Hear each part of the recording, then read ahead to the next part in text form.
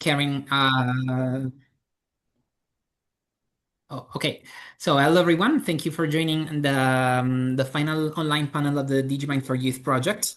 It's a project that we've been carrying out for the last 3 years. It's composed by a partnership made up of six different partners, three from Greece, one from Spain, one from Italy, and one from Turkey. So during the aim of this panel, besides introducing the results of the project, showcasing the results, is to reflect on the impact that this project have produced and will produce in the future on the project's target group, which is mainly youth and youth workers. So the impact that the outputs produced will have on our target groups, and collect feedback and insights from the participants and from the expert that will participate actively in this panel. So during this panel, we will have insights from different aspects from different let's say areas, so from the academic world, from the digital industry world, and from the education world. So one of the main aim of this project was the one of creating a so-called triangle of knowledge, which is facilitation of integration of perspectives from experts from the three fields that I mentioned before, in order to keep the products and the outputs and the outcomes of the project as up to date as possible. So at the beginning of this panel, we will have Manfredi Domina from Keplera. Hello, Manfredi, which will talk about the impact on. Manfredi is an expert of copyright, is a legal consultant, and is the CEO of Keplera, which is a legal tech startup based in Palermo, and he will discuss about the impact of AI on copyright. Then we will have a contribution from Adrian Dobrin, sorry, Adrian Dobrin, which is the president of the NGO, the Greek NGO Euroactive, and he will discuss about the impact of automation on youth work. Then we will have Liana Kokolia from the Greek NGO Antama, and she will discuss about the importance of digital mindfulness on on the third age. So this will be an interesting perspective because we can explore the potential of transferability and scalability and transferability and sustainability of the Digimind4Youth project. And finally, we will have a contribution from Professor Emma Selene Iturriaga from the University of Padua, that will give insights about the role of AI in education and an academic point of view. Finally, we will have a Q&A part, which, according to the schedule and the process of the panel, might be a little bit moved a little bit earlier. We'll see. But anyway, we're going to have the final QA session. So thank you again, everyone, for being here. So I will give the word to Sophia. Maybe she wants, if Sophia wants to add something. No, thank you so much to everyone who takes the time to participate. This is one of our final activities in the project, as Fabrizio just said. I'm Sofia Tsiortou from the social enterprise Drosostalida in Athens, in Greece. We have Fabrizio and Marco, I think, online from our partners in Italy, Chaione from our partners in Spain.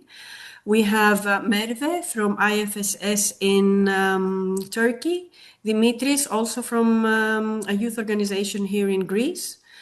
We welcome you online, and I'll give you a little bit more information about our project, and then we can have Manfredi with this very interesting and very expected, highly expected presentation to continue after me. So let me share my screen so that you can... Sorry. Okay. So everybody can see my screen? Yeah. Yes. Okay. Yes. Fabrizio, I think you have access to admit people if they come online. So if somebody Yeah. gets online, yeah, because I'm gonna talk. Okay. So our project is called Digimind4Youth, and as the title says, it is a project about youth. Yeah. So we're targeting 16 to 20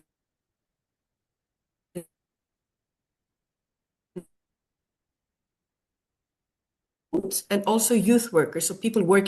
Talking with the partners, we saw, and based from our work, based from our trainings that we do with young people, that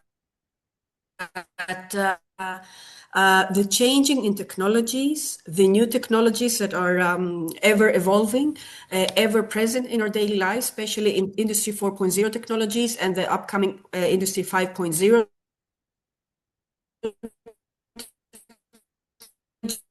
and human stress, burnout, digital burnout, and everybody is in need on digital mindfulness. And this is how the project evolved.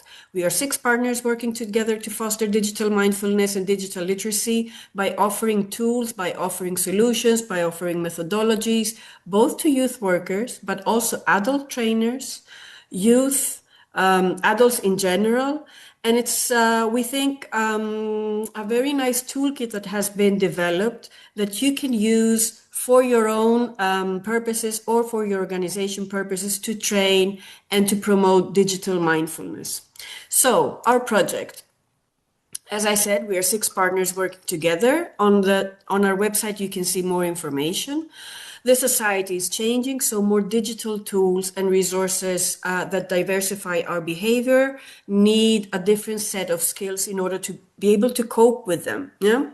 So, conducting a small needs assessment, we determined that we are in need of mindfulness activities. We are in need of scenarios that we can use hands-on directly. No need to investigate, no need to design, but hands-on working scenarios that we can take and use in our training environments and case studies. Yeah. So we have a lot of different tools that you can see, and I will show you, I will go through these tools quite generic and to give you an overview. So you have your own time, you can in your own time go through them. We've created tools that will help you foster digital mindfulness and foster a mindset that will help you navigate all this digital environment and digital canvas. Yeah. So in the activities that we have created, in the training results that we have developed, we've developed activities, we've developed a toolkit, the digital canvas, which contains everything together. Everything in one place, so you don't have to go and look in different places to find what type of activities we have created. We've created a train the trainer guidebook to facilitate trainers and youth workers to introduce and to foster and systematize digital mindfulness and digital resilience in trainings. And we've obviously, as an Erasmus Plus project, developed exploitation material, dissemination material for these target groups.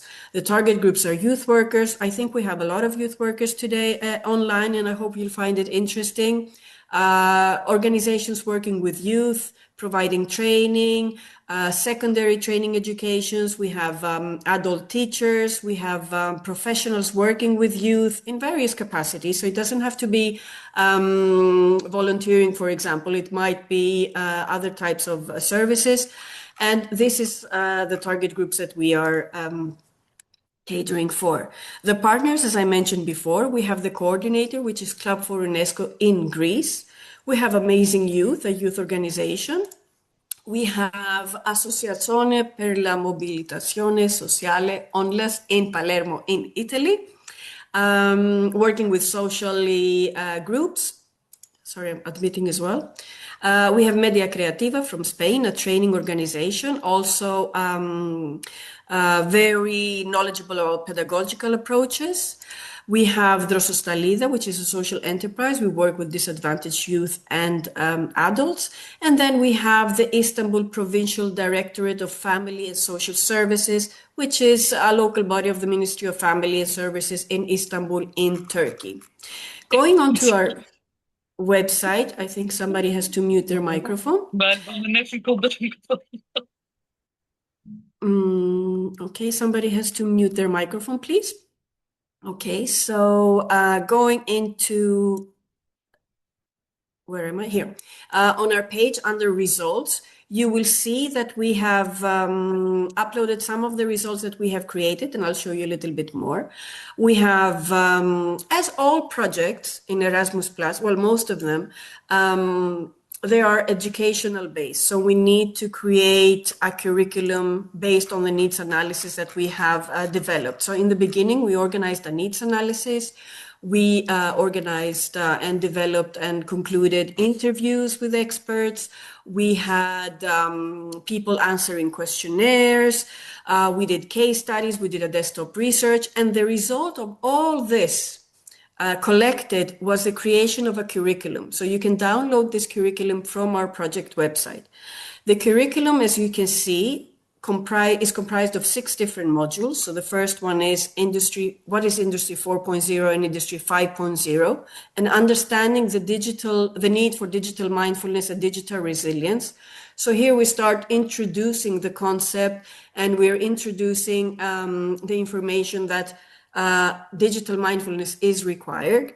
Then we are talking about module 2, are you digital mindful? Understanding different practices. And now the second module goes a little bit into more depth into what digital mindfulness means, how to practice it, what is the characteristics, and how you can apply it with youth. The third module is building digital resilience. So understanding resilience concepts, presenting practices, and having different examples of how industry introduces digital resilience. We talk about the digital burnout. This is something that's is very evident, and is very evident from the interviews that we've done as well. With the people, the experts we talked with, we organized digital skills, high profile workshop in Spain, where we invited leading experts to talk about digital mindfulness and how we can prevent burnout and how we can understand how it works. Then module 5 talks about technology that is not a technical skill anymore, but it's becoming a soft skill, and how we need to redefine perspectives of viewing technology as a soft skill. This is very important because technology is everywhere around us, and we can no longer afford to see it as a technical skill. So it's a way of changing the perspectives and seeing it from a different viewpoint. As always, critical thinking is one of the most important underlying and horizontal aspects that keep coming up in every training that we are organizing. We need to foster critical thinking. We need to consider online safety.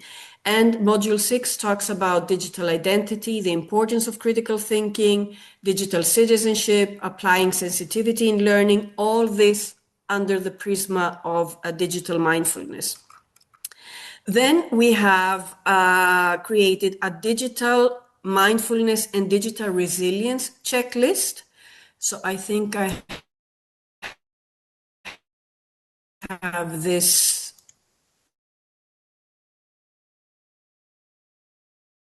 Let me see what.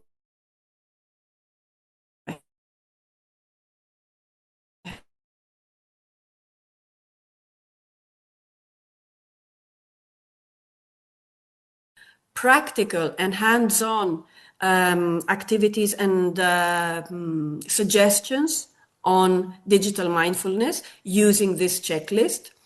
And then we have good practices, case studies, work-based training methodologies. And this is, let me see. So this is the case studies that we collected, which you can see are quite a few, 26 in total, on digital mindfulness. So as you can see, the project has developed a lot of results. This was the training curriculum and the case studies.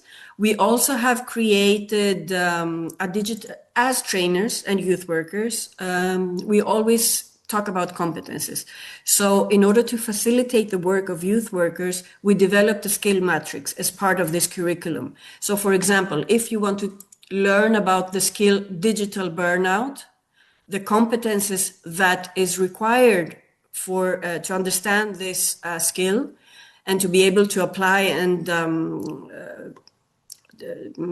build resilience about it. We have created a skill matrix where we outline skills, competences, example activities that promote the skill, suggested assessment, project work, delivery possibilities, which tools you can use, which scenarios you can use, and which challenges if you want to add more evaluation perspectives. So you can download also this skill matrix, which contains, as you can see, a lot of skills and a lot of competences that are related to digital mindfulness, digital building, digital resilience, and preventing digital burnout. We have also created lesson plans, and you can directly, as trainer, youth worker, adult trainer, take these, connect it to the training materials that we have created, and use it directly in your youth work. So this was some of the results. I'll show you now the main. Do you have any questions so far, perhaps? If you want to ask me something. And then I can show you also a little bit one of the main result that we've created, which is the Canva tool. Okay, so let me go back. Okay, so the canvas. So when you are in our project website, you can go to the Canva toolkit here, and you can click on our link, and it will take you to one of the main results where we have included a lot of educational resources. So everything is basically here in one place. So the Canva tool is where you can create your own action and training plan for building digital mindfulness. This can be part of a personal plan. You can build this plan for your organization. You can build this plan for your students or volunteers. In any case, this is how you enter.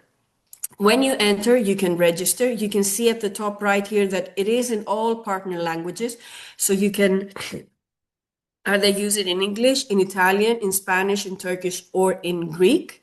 And once you have registered, this is the first page you will see.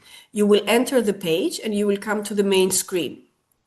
If you want to see how it works, in the previous page, there is a video, a user manual, and use case scenarios explaining how this can be used. So for example, here you can create your own training plan, or you can access training plans that you already created. So let's say that I want to create my own training plan, my own action and mindfulness training plan. Okay, I need to put in a title, and these are all the steps that I can select. I don't have to select all of them. I can select the ones that are most important for my organization. For example, I want to create a training plan where my organization teaches youth on Industry 4.0. So I select it, it changes color. I want to also talk about digital mindfulness, resilience, burnout, and also check the checklist. Okay, so once I've selected these, I can select all of them. It's up to me how many I can select. I can revisit them. I can do whatever I choose. I click continue, and it takes me to the first box I selected. So under this box, you see that we have a lot of materials ready. We have fact sheets on the topic. We have training case studies. So it's basically you click and you can enter. We have case studies on all this that are related. You can also see what leading experts are saying about the topic. You have a training module, which is very specific for this one. So the training modules, when you click, they open in a new window. You have activities. So it can be self-learning activities, it can be work-based scenarios, or you can have additional resources that are related to this specific topic. So for example, if you click on a module, this is how it would look like. It will open in a new page. It's interactive, it's user-friendly. All the information you need is here and on the screen, so you can just see how it works and go through it. Again, as I said, everything is available in the different languages of the partnership. All modules guide you. So you can see to the left here, the index of the modules. You can see by the tick that what is completed, and you can, continue as you wish to view all the different modules and informations within. Once you are ready, you go back and you start creating your own plan. Okay, so this is my plan for this step and action. Okay, and then you continue. So this is automatically saved. You continue, and the Canva tool takes you to the next step that you had selected, which was digital mindful. Are you digital mindful? Okay, so again, a lot of resources that you can find here. Here, for example, you have 2 training modules. You have different PDFs. You have different activities, again, different scenarios. The scenarios are either in PDF or PowerPoints. And here you can write your personal information, yeah? And you click continue. So, and it takes you through each one. For example, here you can see all the case studies. It takes you step by step on all boxes that you selected, yeah? Okay, so once you have completed all the steps, it will take you, so this I think is the final one, the action plan. Okay, for example, here is the checklist that I was telling you about suggestion what you can do to prevent digital burnout. So you can download, as you can see, everything is downloadable. They're open. You can use them. You can reuse them based on Creative Commons license. So once you've done all this, it will take you to a final page where it says, perfect. So this is your what you have created. You can either edit or you can preview. So once you preview, you see here what you've written. So you can export and you can use it in your organization. This is, I know it's a lot of information in once, but it's a very handful tool that you can use in your organization. So going back here, you can see here, perfect. This is what I did. Preview this 100%. I can preview, I can delete, I can export. I can do whatever I want from this. I can share it with my colleagues. This is also very important because I can share it with my colleagues. I can rework on it. And in the end, I can create my own action plan for digital mindfulness. What else have we created? Perfect. We also have a YouTube channel. We will send you all the links afterwards as well, together with a short evaluation form. And you can go online here on our playlist. You can see the videos from the webinars we've organized, the different work-based scenarios with videos, different case studies that we've done, interviews with experts, and you can view everything. So there is a plethora of training material, training resources. There is diverse type of resources that it's PDF, it's PowerPoints, videos, modules. You can download, for example, the modules and use them in your own websites, in your own environments. So there's so much more that we have created. I think you need to take the time to go online on the Canva to view everything. Ask us questions if you have any information, for example, how you would like, if you would like any support to create your training plans. But I think in a nutshell, this is what our project is about, promoting digital mindfulness, which is something that is very, very important. And as technology evolves and we're going to use it even more in the future, Perhaps we cannot even think about the ways that we're going to use technology. It's so important to build the necessary resilience beforehand and be prepared. So thank you for your time. I leave the floor now to Manfredi.